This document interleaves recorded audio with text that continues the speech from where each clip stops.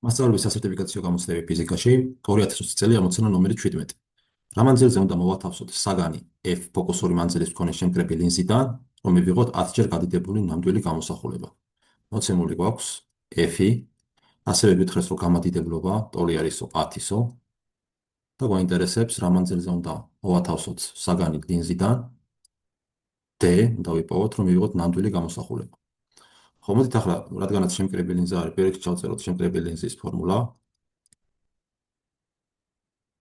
სადაც F არის ფოკუსი, D არის საგნიდან ლინზამდე მანძილი, F გამოსახულებიდან ლინზამდე მანძილი, თუ გავითვალისწინებთ, რომ გამადიდებლობა ტოლი არის F-ის ფარდობისა D-სთან და ამასთან, რადგანაც ჩვენ გვაინტერესებს გამოსახულება, მიღებული გამოსახულება იყოს გადიდებული და ნამდვილი, F იქნება დადებითი, საგანიც არის ნამდვილი, შესაბამისად ეს შეგვიძლია გავწეროთ როგორც F შეფარდებული D-სთან, რომელიც თავის მხრივ პირობით ტოლი არის 10-ის.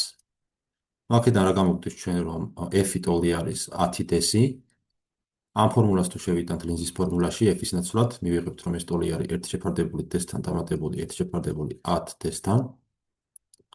ეს კი ტოლი იქნება, თუ გავერთმნიშვნელიანებთ, მივიღებთ 10 პლუს 1 ეს უდრის 11 შეფარდებული 10 D-სთან, საიდანაც 1 შეფარდებული F-თან ტოლი ყოფილა 11 შეფარდებული 10 D-სთან. აქედან 10 D ტოლი არის 11 F-ის, საიდანაც D-ს თუ განსაზღვროთ, მივიღებთ 11 მიათედი F-ი, ეს კი ტოლი არის 1.1 F-ის.